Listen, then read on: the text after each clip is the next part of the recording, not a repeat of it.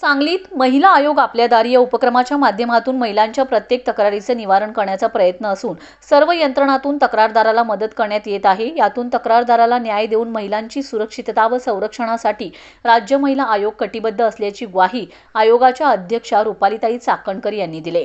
महिला आयोग आपल्या दारी या उपक्रमांतर्गत आयोजित जनसुनावणीच्या अध्यक्षस्थानावरूनच त्या बोलत होत्या।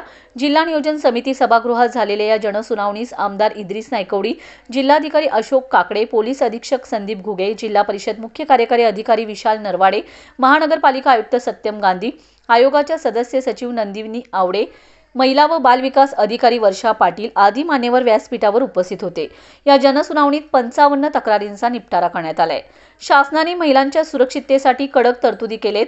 त्यांची माहिती घेऊन महिलांनी त्यांच्यावर होणाऱ्या अन्यायाविरोधात तक्रार दाखल करावी असे आवाहन करून राज्य महिला आयोगाच्या अध्यक्ष रुपाली चाकणकर यावेळी म्हणालेत, महिलांना त्यांच्या जिल्ह्याच्या ठिकाणी न्याय मिळावा यासाठी आयोगाकडून महिला आयोग आपल्या दारी हा उपक्रम राबवण्यात येत आहे। याच अंतर्गत जनसुनावणीला पोलीस प्रशासन, विधी सल्लागार, समुपदेश, जिल्हा समन्वयक आदी उपस्थित असल्याने तक्रारीवर त्याच ठिकाणी कार्यवाही करण्यात येते। याच माध्यमातून आपली कैफियत मांडणाऱ्या महिलांना त्वरित दिलासा देण्याचा प्रयत्न आयोग करत आहे असे सांगून त्यांनी आयोगाच्या कार्यपद्धतीची माहिती व महिला सबलीकरणाच्या अनुषंगाने सविस्तर मार्गदर्शन केले।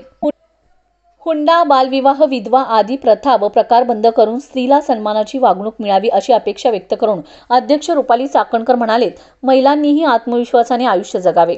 सुपरवुमन होण्याला प्राधान्य देण्याऐवजी महिला म्हणून स्वतःच्या आरोग्याकडे लक्ष द्यावे। महिलाविषयक कायदे, नियम, शासकीय योजनांची माहिती घ्यावी। अडचणीत असलेल्या महिलांनी 155209 किंवा 112 या हेल्पलाईनवर संपर्क साधावा असं आवाहन त्यांनी केले। राज्य महिला आयोगाच्या सांगलीमध्ये जुलै 2023 मध्ये झालेल्या जनसुनावणीत आयोगाकडे दाखल झालेल्या तक्रारींच्या तुलनेत आजच्या जनसुनावणीत प्राप्त तक्रारींची संख्या कमी आहे। केसेस कमी असणारा हा पहिला जिल्हा असून जिल्हा प्रशासनांतर्गत संबंधित सर्व यंत्रणांनी केलेल्या चांगल्या कामाची पोचपावती असल्याचं सांगून त्यांनी यावेळी समाधान व्यक्त केले।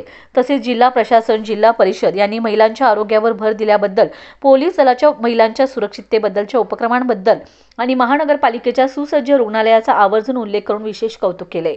महिलांचे प्रश्न सोडवण्यात जिल्हा प्रशासनाने सदैव प्राधान्य असल्याचे सांगत केंद्र व राज्य शासनाच्या विविध योजनांचा जिल्ह्यातील 25 लाखाहून अधिक महिलाविषयक लाभ दिल्याचे सांगून जिल्हाधिकारी अशोक काकडे यांनी यावेळी आपल्या सादरीकरणातून महिलांसाठी जिल्हा प्रशासनाने राबवलेल्या लक्ष्मी मुक्ती, घरेलू कामगार आरोग्य शिबिर, अस्वच्छ महिला स्वच्छतागृह दाखवा, 1000 रुपये बक्षीस मिळवा, दिव्यांग प्रमाणपत्र, नवरात्रोत्सवात नारी बलम मालिकेंतर्गत महिलाविषयक योजनांना प्रसिद्धी आदी विविध उपक्रम राबवल्याची माहिती दिली।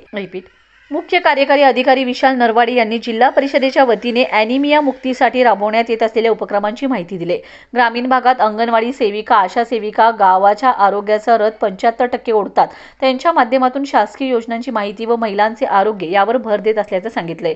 पोलीस अधीक्षक संदीप घुगे यांनी महिलांच्या संरक्षणासाठी पोलीस दलाकडून राबवण्यात येत असलेल्या दामिनी पथक, पोलीस काका, पोलीस दीदी उपक्रम यांचं अन्य उपक्रमांची माहिती दिली।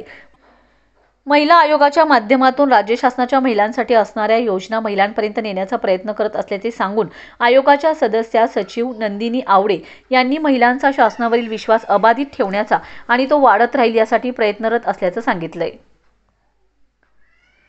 प्रारंभी मान्यवरांच्या हस्ते सावित्रीबाई फुले व माजी राष्ट्रपती APJ अब्दुल कलाम यांच्या प्रतिमेस पुष्पहार अर्पण करून अभिवादन करण्यात आले।